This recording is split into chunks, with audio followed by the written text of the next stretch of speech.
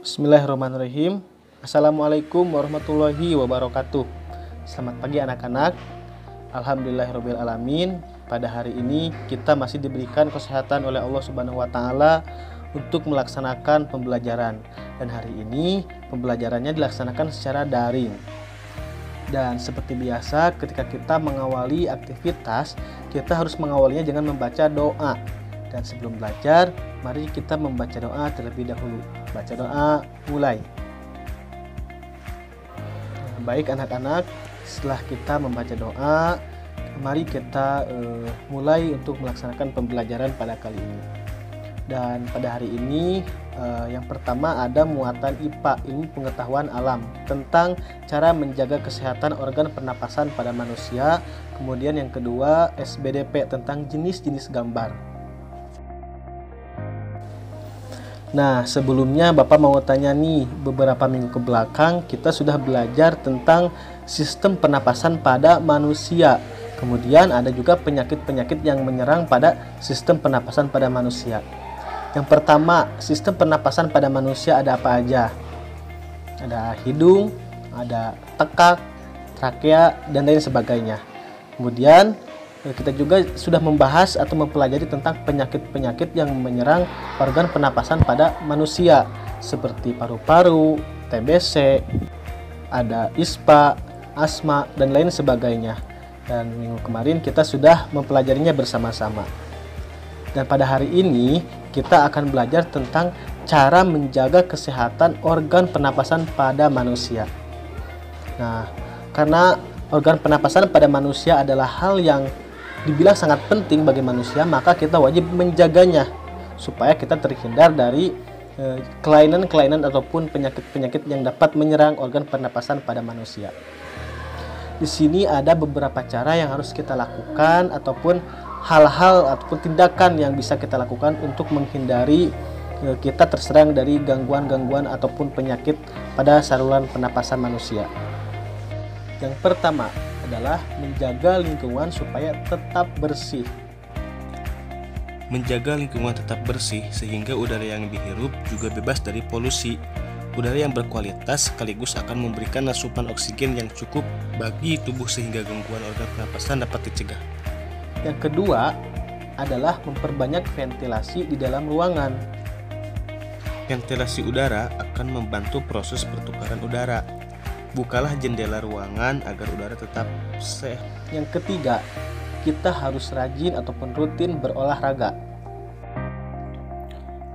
Olahraga akan membantu kinerja paru-paru untuk meningkatkan kapasitasnya dalam proses menghirup dan menahan udara lebih lama.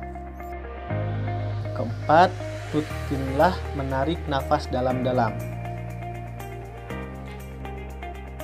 Proses tersebut akan membantu paru-paru untuk bekerja lebih optimal sehingga tidak kekurangan oksigen.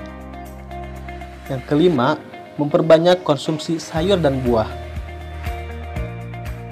Kedua jenis bahan makanan di atas mengandung banyak zat alami yang berguna untuk menangkal radikal bebas yang memicu kerusakan organ. Yang keenam adalah istirahat yang cukup. Salah satunya adalah dengan tidur yang cukup. Tidurlah selama 6-8 jam per hari. Saat tidur, kekebalan tubuh kita akan meningkat. Tidur berkualitas akan membuat tubuh kembali bugar pada saat bangun. Yang ketujuh adalah menggunakan masker saat berpergian. Jika bepergian menggunakan sepeda motor atau pejalan kaki, gunakanlah masker agar asap kendaraan bermotor atau debu tidak masuk melalui organ pernapasan. Apalagi sekarang kita berada di tengah-tengah pandemi COVID-19. Kedelapan, jangan merokok. Merokok terbukti menyebabkan berbagai penyakit, termasuk penyakit organ pernapasan. Ribuan toksin yang ada di dalam rokok akan tertimbun di paru-paru dan menyebabkan kinerja paru-paru pun tidak akan optimal. Kesembilan, jangan minum minuman beralkohol.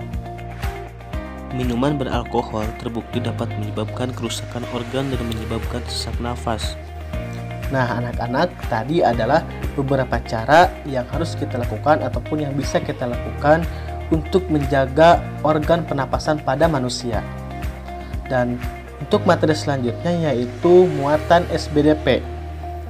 Kita akan belajar tentang jenis-jenis gambar.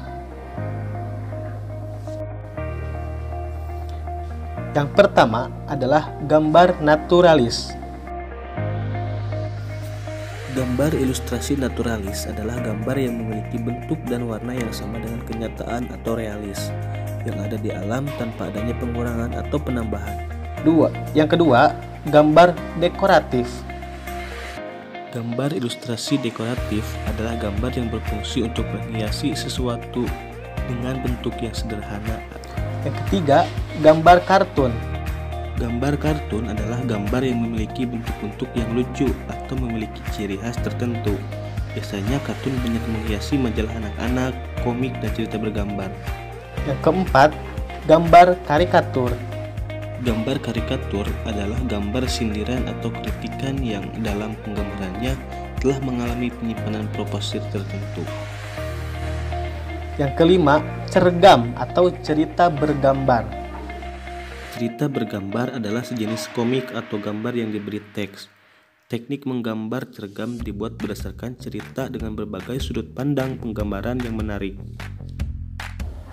Yang keenam, ilustrasi buku pelajaran. Ilustrasi buku pelajaran berfungsi untuk menerangkan teks atau suatu keterangan peristiwa, baik ilmiah maupun gambar bagian. Bentuknya bisa berupa foto, gambar, juga bisa berbentuk bagan. Yang ketujuh, gambar ilustrasi khayalan. Gambar ilustrasi khayalan adalah gambar hasil pengolahan data cipta secara imajinatif atau khayalan. Cara penggambaran seperti ini banyak ditemukan pada ilustrasi cerita, novel, roman, dan komik. Nah, baik anak-anak, tadi adalah materi yang pertama, muatan IPA tentang cara menjaga organ pernapasan pada manusia. Kemudian muatan yang kedua adalah muatan SBDP, kita belajar tentang jenis-jenis gambar. Nah, untuk tugasnya silahkan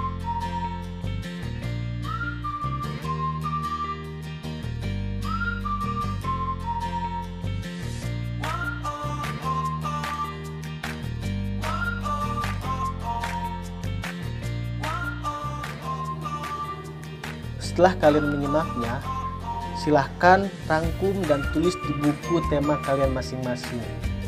Jadi Bapak cukupkan sekian, semoga apa yang Bapak sampaikan tadi bisa bermanfaat bagi kalian. Terima kasih. Wassalamualaikum warahmatullahi wabarakatuh.